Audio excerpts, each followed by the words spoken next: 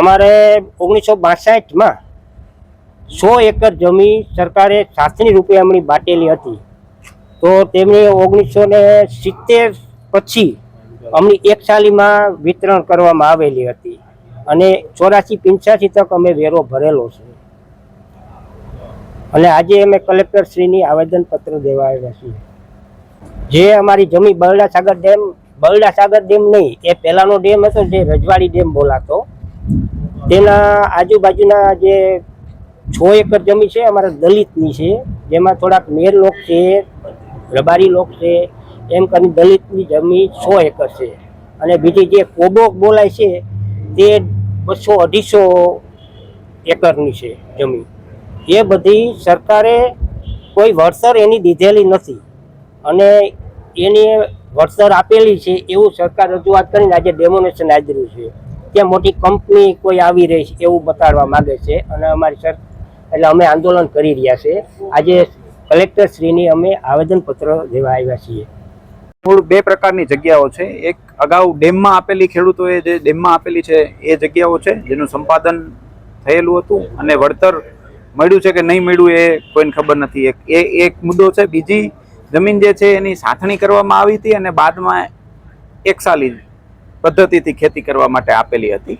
એટલે આ બે પ્રકારની જે જમીનો મૂળભૂત રીતના ભારવાડામાં છે ને અંદાજે 600 એકર જેવી જે જમીનો છે એમાંથી 300 એકર જેવી જમીનો છે એમાં ક્યાંક ને ક્યાંક ખેતી થાય છે. અને હવે વાત છે ઉદ્યોગો આવવાની. ઉદ્યોગો આવવાના લીધે આ જમીનો ખાલી કરવા માટેનું ખેડૂતોને નોટિસો પણ આપવામાં આવી છે અને અમુક ખેડૂતો છે એ હાઈકોર્ટમાં ગયા છે એટલે એને સ્ટે મળ્યો છે.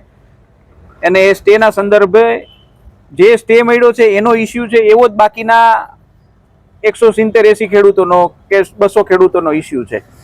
એટલે મૂળભૂત રીતના વાત કરીએ તો ઉદ્યોગ આવવાનો છે એના માટે થઈને આ જમીન ખાલી કરાવવાની છે. અને ત્યાં બીજી એક્સેસ જમીન જે 600 એકરનું ખેડૂતો વાત કરે છે એમાં અસરગ્રસ્ત ખેડૂતો આશરે 300 એકર હોય એ પ્રકારનું છે. અને આ ઉદ્યોગ આવવાથી પાછળ બરડા સાગર ડેમ છે એટલે બરડા સાગર ડેમમાં ઔદ્યોગિક વેસ્ટ જશે તો બરડા સાગર જે ડેમ છે એમાંથી આશરે 15 ગામ 17 ગામ જેટલા સિંચાઈથી પ્રભાવિત છે અને એમાં ઔદ્યોગિક વેસ્ટ જશે તો આશરે 50,000 લોકો છે એ ઔદ્યોગિક વેસ્ટથી પ્રભાવિત થશે.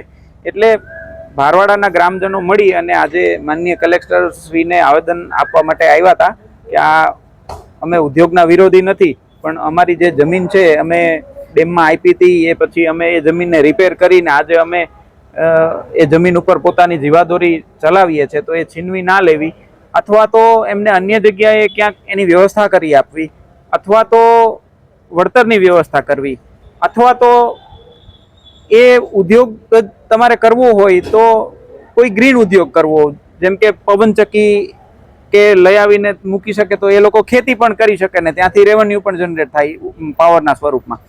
એટલે ઓલ ઓવર જે ખેડૂતોની માંગણી છે એ વ્યાજબી માંગણી છે અને હાઈકોર્ટે સ્ટે પણ આપેલો છે. એટલે વધુ વિશેષ એટલા માટે કહી શકાય કે માંગણીઓ છે એ ખૂબ જ વ્યાજબી છે. અને આ જેટલા પણ ખેડૂતો છે આની પાસે પોતાનું જીવન ચલાવવા માટે બીજો કોઈ આધાર નથી અને રહેણાંકનો પણ બીજો કોઈ આધાર નથી. આમાંથી 50% ખેડૂતો એવા છે કે એની જો જમીન છીનવી લેવામાં આવે એને ક્યાં રહેવા જવું એ પણ તકલીફ છે. એટલે મૂળ ઇસ્યુ આજીવિકા, રહેઠાણ અને જીવન નિર્વાહનો છે અને આ બધું થવાથી એનો જીવન નિર્વાહ છે એ પૂર્ણ રીતના છીનવાઈ જાય એવો છે. એટલા માટે બધા એકઠા થઈને આવ્યા છે અને આમાં માનનીય કલેક્ટર સાહેબને રિક્વેસ્ટ પણ કરી છે કે આ બાબતે યોગ્ય કરવા વિનંતી.